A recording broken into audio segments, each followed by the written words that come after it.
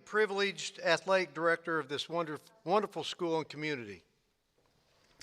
On behalf of our administration and the Shawnee Mission South High School community, I want to thank you for being here tonight to help celebrate one of the greatest coaches we've had in the 56-year history of Shawnee Mission South and two of the greatest athletes we have had here. Before we start, I'd like to introduce our principal, Dr. Todd Dane. Dr. Dane has been tremendously supportive of the development of the Raider Athletic Hall of Fame. Also, and really most importantly, I'd like to introduce my assistant and the hardest worker in athletics these days, Miss Karen Wagner.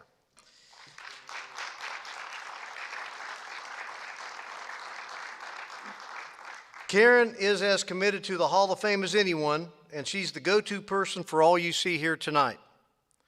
This literally could not be done without her, so thanks for everything you do, Karen. And I would like to also introduce Miss Caroline Ewing. She is our video production teacher, and so she and some of these students, are going to live stream this, which you can send out a link live. I've tweeted that out, but you can all go home and watch it because it's going to be on our YouTube channel. So you'll be able to watch it for as long as you would like to. We're all very excited about tonight. Not only will we get to hear nice bios from our MC Dave Stewart, we also get to hear from the inductees themselves. I know many of you have come from parts far away, so we appreciate the support of this ceremony and our school. But for these three on stage tonight, this is where it all started. This is where their dreams, this being Shawnee Mission South High School, this is where their dreams were inspired and developed. This is where they developed the confidence to export themselves and to have confidence to contribute to the development of others. This is why we say there's nothing greater than a Raider. This is only the second year that we have had this ceremony in the auditorium. One of the byproducts of COVID last year is we couldn't have it at the basketball game. So we did it on the Thursday night, and due to popular demand, this is going to become a regular part of this because we get a chance to hear from the inductees themselves. This is the first time that that's happened, or the second time now. But before we start, I want to give you kind of an anecdotal story about the significance and the history of Shawnee Mission South High School. About once a year, it hasn't happened for a couple years, but an NFL team who plays the Chiefs will stay at the Sheraton across the highway. And I get a call, and they want to use the stadium for their Saturday walkthrough. We've had Peyton Manning and the Seahawks and the Raiders and all kinds of teams. Well, the last one that came through was the Jacksonville Jaguars. And so I was standing on the track with a bunch of security guys and the PR guy from the Jaguars, and I'm standing there, and I'm always asking, we've got any local guys, anybody from KU, anybody from K-State, anybody local, and just trying to get a handle on who's here. And you'd be surprised how many locals there are. But after a while, this guy walks over to me, kind of hunched over, and the closer he got, the older he looked, and he finally looks at me and he goes, "Hey, who are you?" And I said, "Well, I was the athletic director of this school." And he goes, "Well, boy, when I worked on Devaney's staff at Nebraska, we came down here and recruited all the time in the 70s. And then he started listing off all the athletes of the 70s, many that you've heard of, many that maybe you know: Steve Little, Skip Johnson, Floyd Dorsey. It was Monty Kiffin, who is a longtime defensive coordinator and maybe a Hall of Fame assistant coach for the NFL. And it was really interesting for him to espouse some history of Shawnee Mission South. And it really helped connect for me personally the significance of our athletic history. And that's part of what we're trying to do with this Hall of Fame, is to connect the past with the present and the past with the future, because we have such an illustrious past here athletically.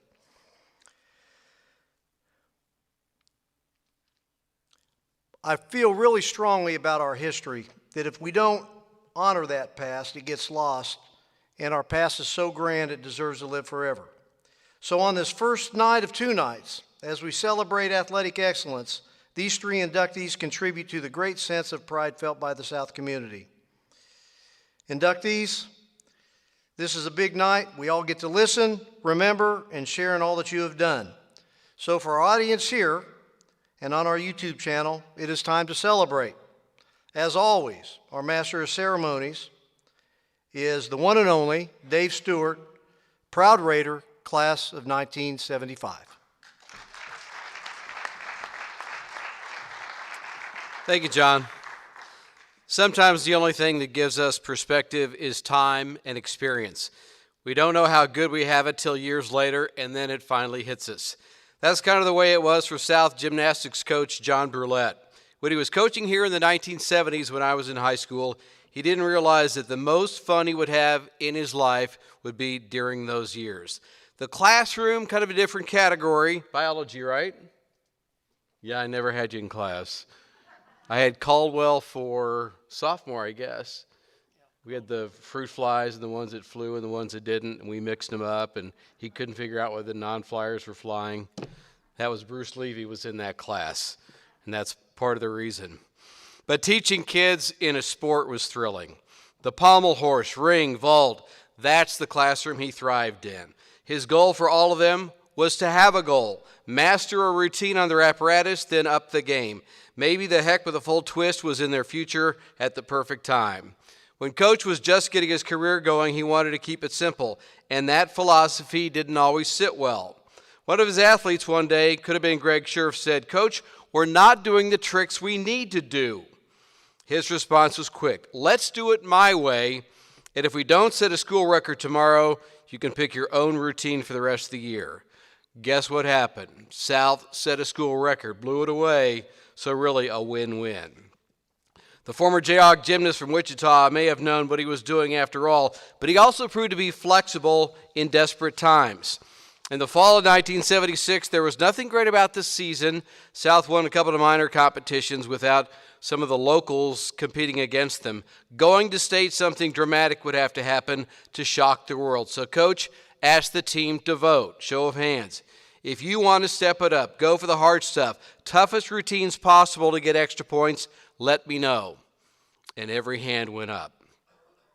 That was the way he learned how to relate and communicate with the kids. South stunned the field with an upset win, the funnest day he's ever had coaching. In a 5-year span, there were 4 state titles, with South able to unseat the 800-pound gorilla from Lawrence. The Chesty Lions had dominated for decades. The Raiders actually won twice in 1976, in the spring, then fall, when the sport changed seasons. Even though he left school some 45 years ago, names roll off his tongue like they were all in practice yesterday. Trippy Hainish, Bruce Levy, Hal Kurz, Andy Eichenwald, Greg Randall. Years after high school, he had a chance meeting with Randall at a Vegas casino when the two reconnected by sheer coincidence. Randall was brought to tears by the difference the school and the sport and the coach had made in his life. The same goes for a local doctor, David Cusick, who said, "Coach helped turn a boy into a man, and without that coach, who knows where he'd be, what he would be doing today." And that's what a great coach does. He teaches kids how to be winners. They learn how to be gracious, accept goodwill from others, understand actions have consequences, good and bad. And he'll never forget athletes like a young, skinny Ron Altman, part of the class of 75 with me, attempting a handstand on the rings, shouting to get his coach's attention at his newest trick. Ron would go on to win gold at state and be a high school All-American. Those relationships are real, lasting, and impactful. And that road leads to the Shawnee Mission South Hall of Fame for boys gymnastics coach, John Brulette.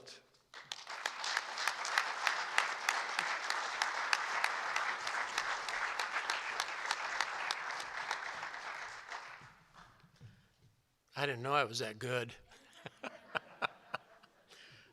Thank you, Shawnee Mission South, and there are several of the gymnasts here that were part of the teams that were here at the time. They were just such tremendous kids, and And I have to say thank you to my high school coach. He taught me an awful lot about discipline, how to work hard, how to train correctly. My college coach taught me an awful lot about gymnastics, and I put the things together that I had learned from my coaches, from my parents, from my friends, and would try to coach the gymnastics team here the same way. There's just so many stories I could tell, and there are people here that I haven't seen in many, many years. I saw Les Landau and saw Hal Kurz and Mark Moxley. Mark Moxley was he was a sophomore the year that I finished teaching here, and Mark had every other week set a new state record on floor exercise, scoring in the nines all the time.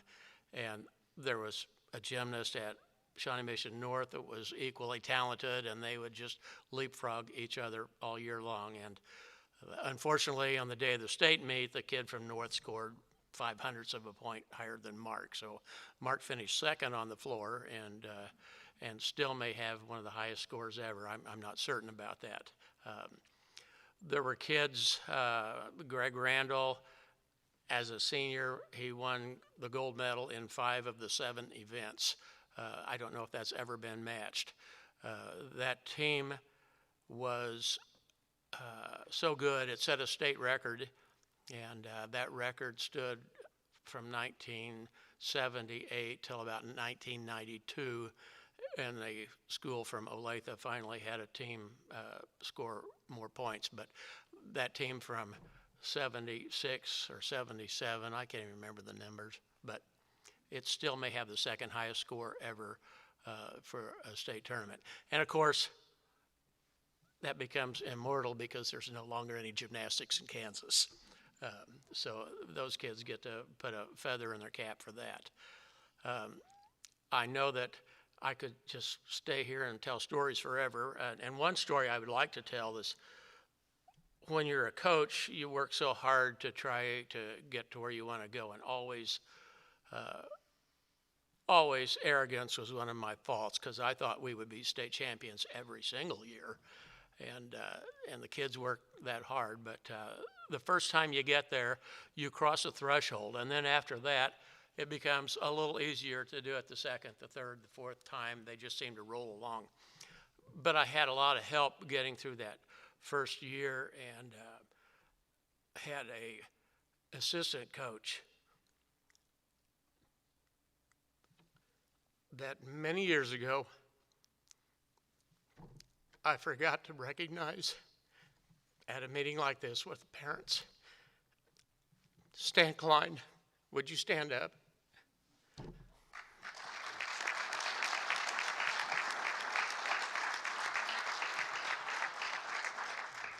Stan may be my best friend, so Stan, I don't want to hear any more whining about how you didn't get recognition. And we were driving here, and Dave told most of the stories I was going to tell, but I'm jotting down a few notes, and my wife says, "How are you doing with your speech?" And I said, "Well, it's all finished except that I don't have a conclusion yet." And she says, "Well, why don't you just conclude with, you're really happy that you lived long enough to get this recognition." Thank you.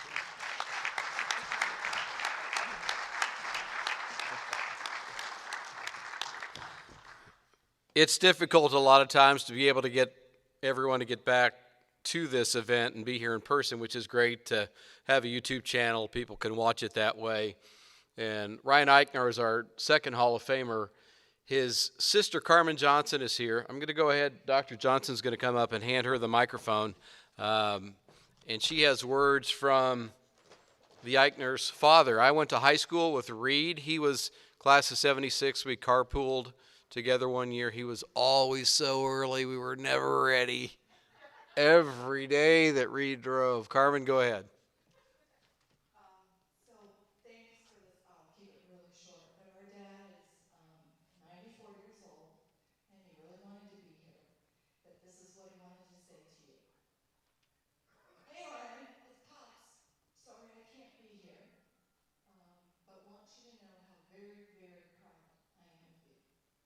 love you very much, Dad. And I would add, if my mom was here, she would say the same thing, and no one could yell or cheer louder than our mom at a track meet or a cross-country meet, and often ran alongside Reed and Ryan. And I'm proud of you too. We all are. Thank you.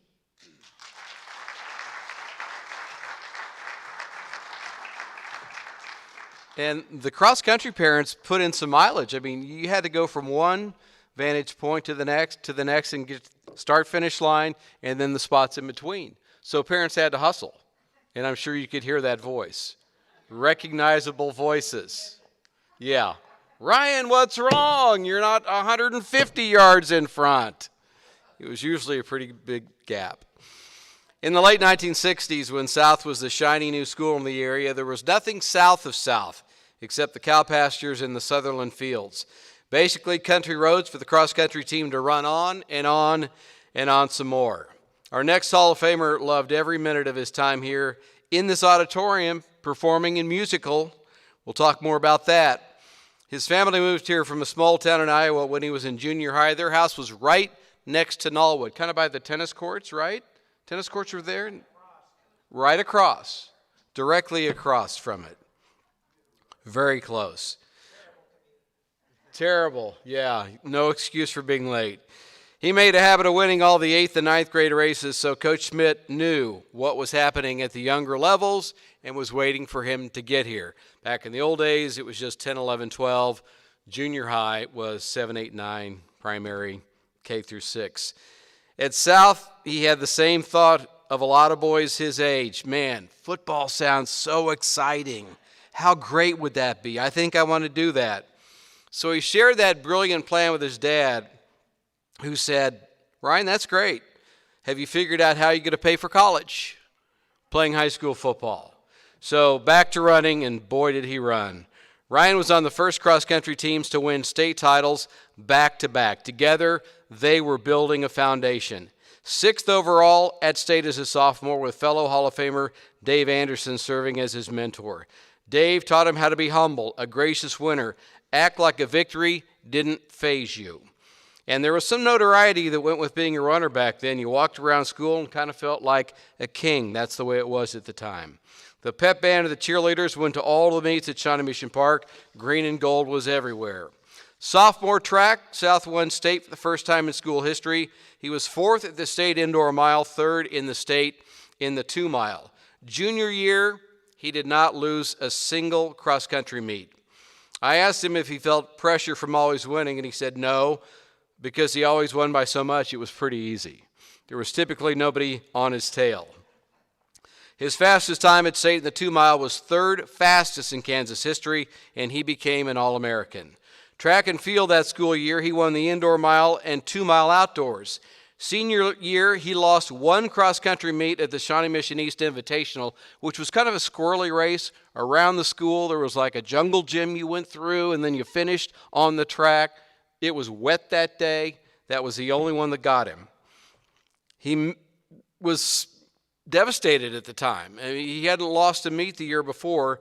So out of all the people in the building that came to him, John Davis, the football coach, one of the people that gave him a pep talk afterwards because he needed to have his spirits lifted, Ryan, it was going to be okay, and it was. He went on to become the individual state champion that year.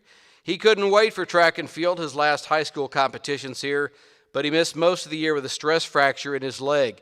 The injury happened, I'm guessing, on this stage, right in the spot where he is sitting right now. He was the lead dancer for Fiddler on the Roof. He didn't fall. It was just a terribly demanding activity, and it was all of the practice. In a hard surface like that, it led to the injury. Still, his goal was to compete.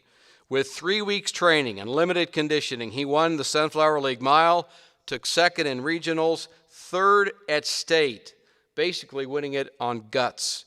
That accomplishment might have been greater than all of the victories. 3rd place felt incredible. At his 30th high school reunion, he and other runners joked about, if you could survive Coach Smith's regiment, you could do anything in life. And he was probably right about that. Even though he'd been heavily recruited before the injury, recruiters would call it all hours. Offers still came, and he went to Iowa State University. He retired from the Navy after 23 years as a pilot, combining medicine and flying. He used to raise hay south of Abilene, Texas, and he made it back home here. His wife did the driving. The odometer said 640 miles, and she drove it in one day. Is your wife here? Can she stand up? If you're not too tired, thank you very much for bringing him back here. Of course, you know, you talk about a pickup truck. They're like Cadillacs now. I mean, they're so nice, styling. So we're glad you made it safely. And I begged him to wear a cowboy hat. He has two, or at least bring one. And, of course, that is a good-looking hat. Please welcome, from the 2022 Shawnee Mission South Hall of Fame, Ryan Eichner.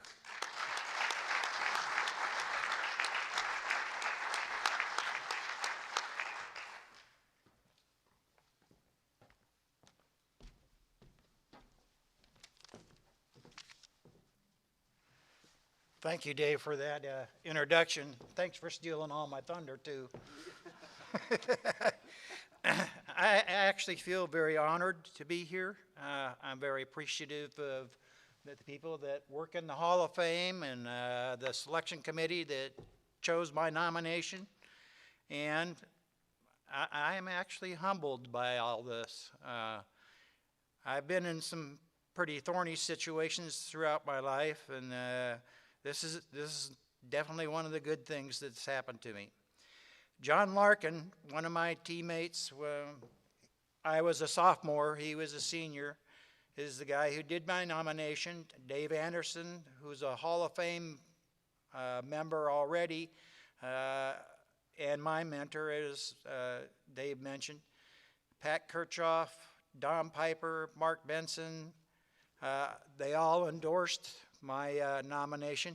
The significance of that is, for the lack of a couple of guys who have passed away now, Paul Francis and Marty Holman, that was the entire 1968 cross-country state championship team, and that was the first state championship that this school ever won. And I was lucky enough to be around to do it again the next year with Kirchhoff. I was coached by Verlin Schmidt. His widow, Barbara, is here. Barbara, can you raise your hand? And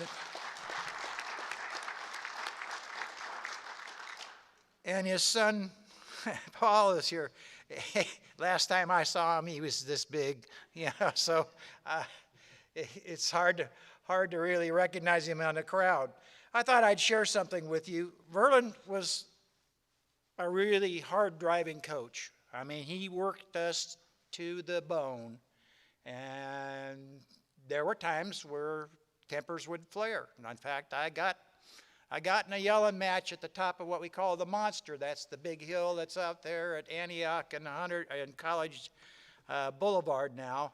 It's been shaved down, I think, but he made us run up and down that hill so many times, and one time we just weren't meeting his expectations, so he added 4 more to a dozen times up and down that hill. And the guys had me, you're the captain, say something. So I did. It didn't turn out too good. The next day, I was in English lit class, and a student walks in with a note, hands it to the teacher. The teacher looks at it, hands it to me, and I read it, and it says, "Have Ryan Eichner report to the principal's office immediately." So I got to march down and see Mr. Johnson. He was nice about it. I just said that, when you work that hard, your temper can occasionally flare up, and that's what happened, and we're okay, and we'll just march on. And he was good with that, and that was the last I heard of that. I'd also like to share something else with you, is that Verlin had a sense of humor. There's a club. It's called I Survived Verlin Schmidt, and I'm one of the survivors, and so is Dave. And I just want you to realize that this was shrunk in the dryer. That's great. It's actually a great caricature of him.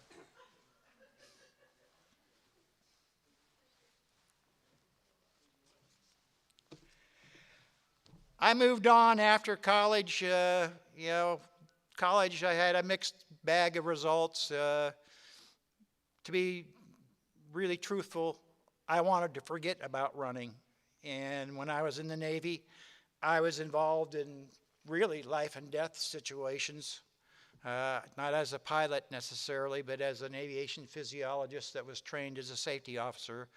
And so I was sometimes the first guy at the crash scene, and I was almost always the guy that picked up pieces, and I'm not talking about the metal pieces. So, at any rate, that was more mind-boggling than anything I did, running. I got through it. I had a great career. I loved everything I did then, and I'm happy to be retired and living in the same house after 18 years in the same house after moving around the country for 23 years. It's just nice to be home finally. We mentioned that I broke my leg. I'm not kidding. It's right there where that table is. It was a Russian Cossack folk dance, and it had some very deep knee bends and lots of leaping around and whatever. But, I felt so stupid after I did that. And then I was worried too. I was worried that college offers would disappear and that, I wouldn't get back to running. I did get to run at the end, and even though I only placed third at state in the mile, I was happy that I ran. So,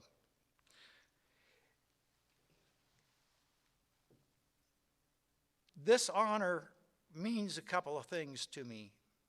And the first is that a lot of the things that didn't go right in college, I called them the woulda, shoulda, coulda file. Wish I'd have done things smarter. Didn't. They just didn't turn out. But this honor helps put some of that to bed, I think. And I can finally just put the running behind me. Peggy and I don't have any children, so I have no one to show all those medals and plaques and trophies to. But at least now there'll be a plaque on the wall that maybe will inspire some student here, some young lady, some young man, to go do the things that I did and, be a champion if they can. And again, I appreciate everything you've done, Dr. Johnson, for putting on this Hall of Fame. I didn't even know it existed until Dave Anderson was inducted. Dave, would you stand up, please?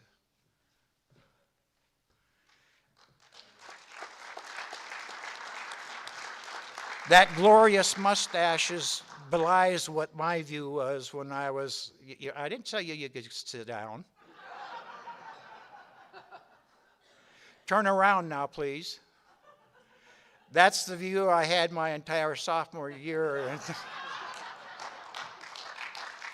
And believe me, because every time we ran in track, we had to double the mile and the 2 mile, and that's 12 laps around the track of looking at that. So anyway, thank you, Dave, for being a mentor to me, for getting me started in running and becoming a champion. Thank you, everybody.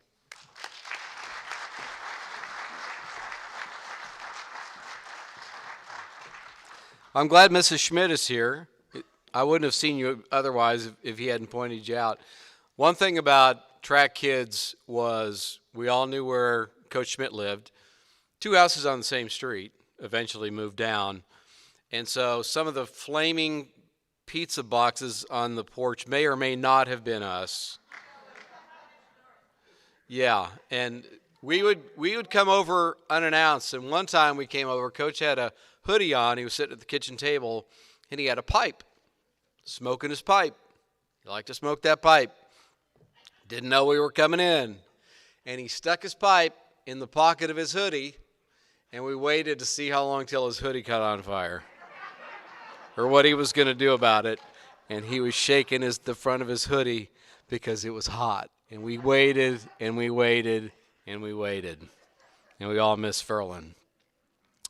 High school has always been kind of a funny, awkward, nothing like it time. You know who the popular kids are, but don't always understand why. The best athlete, he's the one who throws the touchdown on Friday night. The funny kid glues a chair to the floor. In Mr. Ruggles' social studies class, he did not appreciate that. True story. Ruined the floor. Could have been Hal Kurz. Could have been somebody that was one of the good kids, but it ruined the tile when they pulled it off. Well, you may be misinformed about all of that, at least for a while, until you see real proof. There's a doubting Thomas in all of us, even if it's so far-fetched to be real and true. Our next Hall of Famer, Ann, was the 8-year-old swimmer who had to stop halfway down a one-length race and clutch the rope for dear life. Luckily, her parents didn't know a lot about swimming, so they never tried to coach her. They were just there to support her. With hard work and dedication, by the time she was 12, she was beating 18-year-olds. Just think about the physical differences between a 12-year-old and an 18-year-old, and she was blowing them away in the water. It took a while for the kids at South to figure out why she wasn't at prom or homecoming or Friday night football. They finally figured out why. She was in the pool by 5 o'clock the next morning, Saturday morning, swimming till 10, before school, after school, 35 hours a week, 12 months a year, traveling on the weekend to every state but Hawaii or Alaska. Swimming was her full-time job on top of being a full-time student. Swimmers that good don't always compete in high school. One of the reasons is the state meet is the only one that's sanctioned.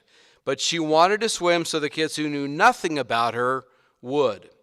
They discovered that she was something extra special. Offered a full-ride scholarship by 12 different colleges, including the defending national champs from Georgia, her future college home. Go Bulldog football. Anybody but Alabama. I was so rooting for Georgia that night.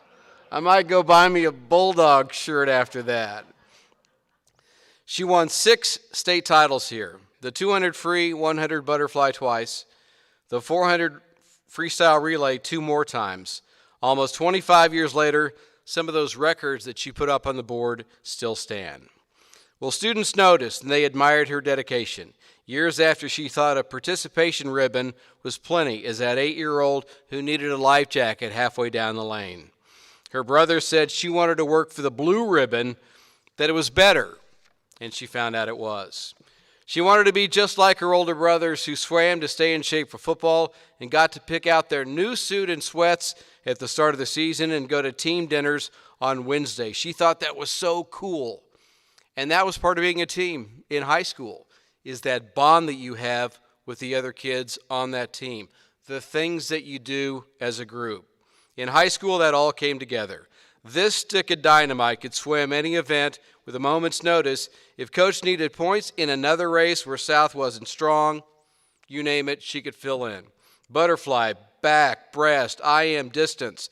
At 5'8", 130, she probably could have outbenched most of the boys in the weight room because swimmers have those shoulders.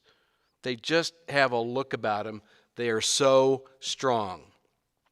Here at Shawnee Mission South, Coach Bove brought it all together. Swimming at South, it was fun. The team was a sisterhood. The girls were friends for a life that included 2 world championships in the 1988 Olympic trials.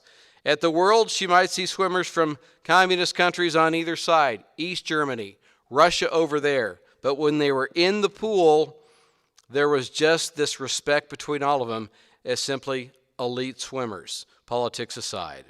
She's been on the swimming radar for years now, and especially now as part of the Shawnee Mission South Athletic Hall of Fame. Please welcome from the class of 1988, Ann Martin.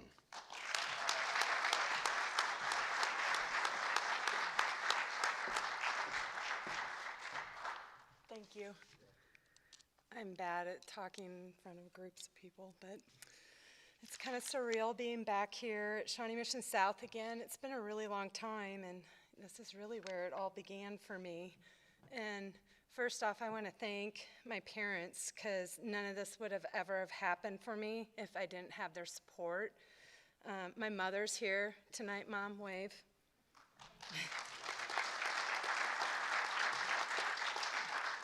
I wish my father could be here, but I know he's up in heaven looking down, smiling. He's proud of me. So, you know, when I say that my mom probably deserves part of this award, what I mean by that is my mom was like the rock of the family that drove me to every practice before school, after school. Every weekend we went to a different state to swim in, because back then there was really only one club team that did meets here. So we'd have to travel all over. Eventually what would happen is you get faster than the people in Kansas, so you have to spread out to Missouri, Nebraska, Iowa, Texas, and then the next thing you know, we're on a plane going to California, Florida, Texas, Wisconsin, wherever. My dad traveled for a living, and so on the weekends he would just meet up with us wherever we were training, or racing, not training. So a lot of people ask me how I got involved in swimming.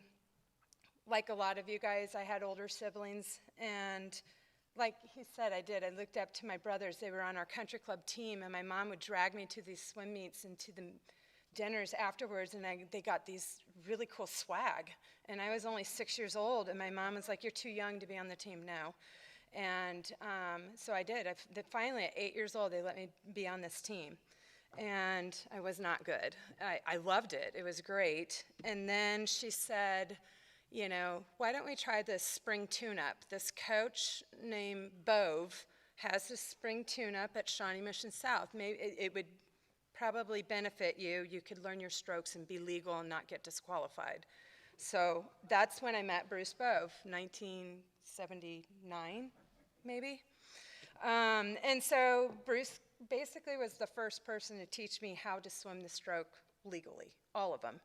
And then I went back to Indian Hills Country Club and swam that summer, and I started placing. And like you said, my brothers were like, well, the yellow ribbons are not that good. You got to get the blue ones. So the competitiveness would come out.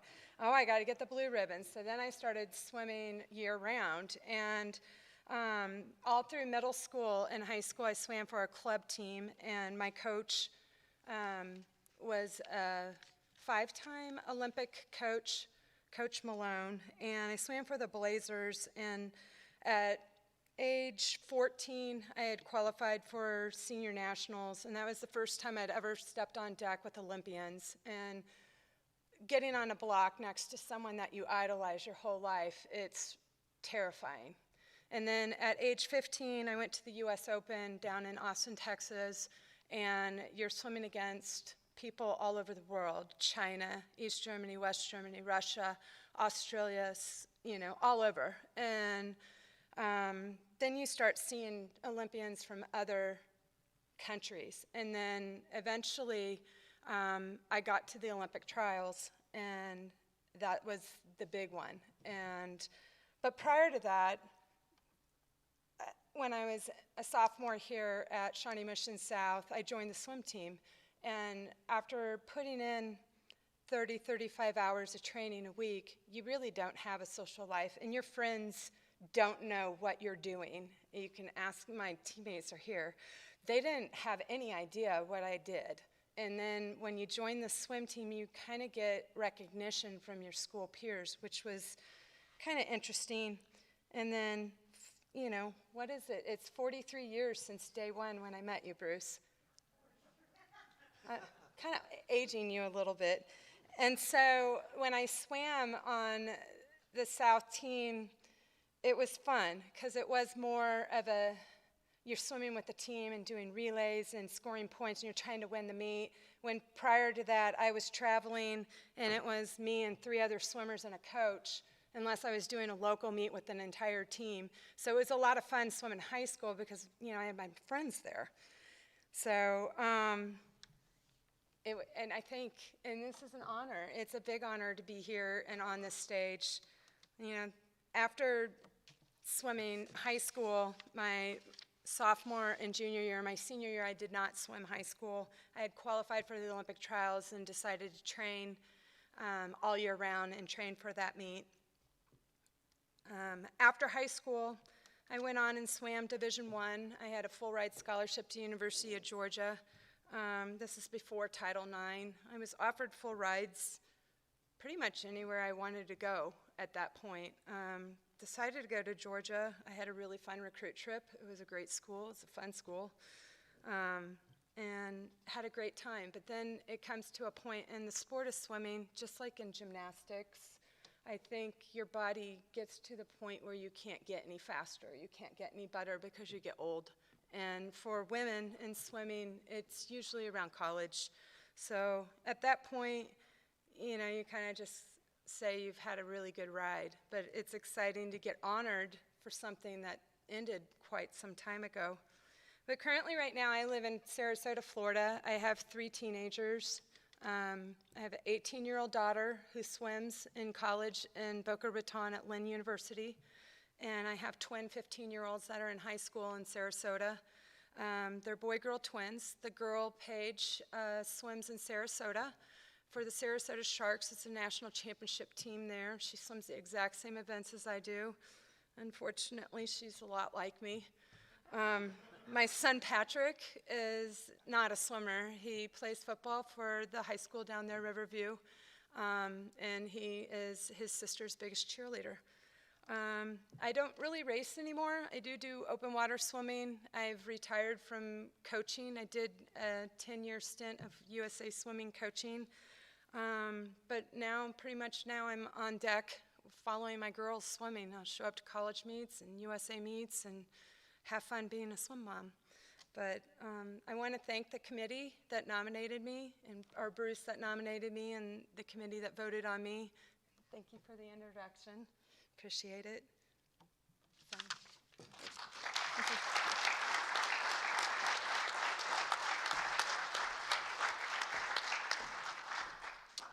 Well, one of the takeaways from these is the uniqueness of the high school experience. High school is unique for all the reasons that you've heard tonight. The relationships they build with coaches, the relationships the coaches build with athletes, and you know, there's been a number of, I think you're number 37, 38, and 39 in the Hall of Fame, that almost to a person, the fun that they had in high school trumps almost everything else that they did, and to be honored for something that they did athletically is a tremendous honor. And these testimonials give us a chance to experience that vicariously, but my hope always is the message gets out to the young people about when you invest and you commit, you listen to your coaches, you trust what they do, that with talent, work ethic, commitment, that you might be able to excel at that level. Obviously not everybody does, but they can still enjoy every aspect of the high school experience, and this is part of it. So congratulations, and we really, really do appreciate you coming back from other parts to enjoy. There's a little swag that you have up here. Just for you to know, the big plaques are going to go on the wall. They've got a little plaque with the same writing as the big plaque, just doesn't have the picture. In the box is a Hall of Fame ring, and if Gabe Gabrielson and Brad Cohens and Dave Anderson could stand up, they are wearing a very unique jacket that will be distributed to these inductees. It's a supply chain issue. That's all I can say. But they have been ordered, and we will send those to you with your name, and you're going to get yours also. So, and then the rings are in here, and those are takeaways. The only thing you got to leave tonight are those big plaques. And then tomorrow, I want to invite everybody to come. We will have something on the stage, Jim, before the game. We'll lead you out to the court for the beginning of the boys' game. We play our rival, Shawnee Mission East. It's going to be a packed house. You'll get honored at halftime, and then we can go back up on the stage to enjoy some of the festivities. So anyway, thank you all for coming. Congratulations again, and feel free to kind of wander around. I know that there's some swimmers that would like to go down and see see what we have in the pool, and we'll be glad to do that. Thanks again for coming.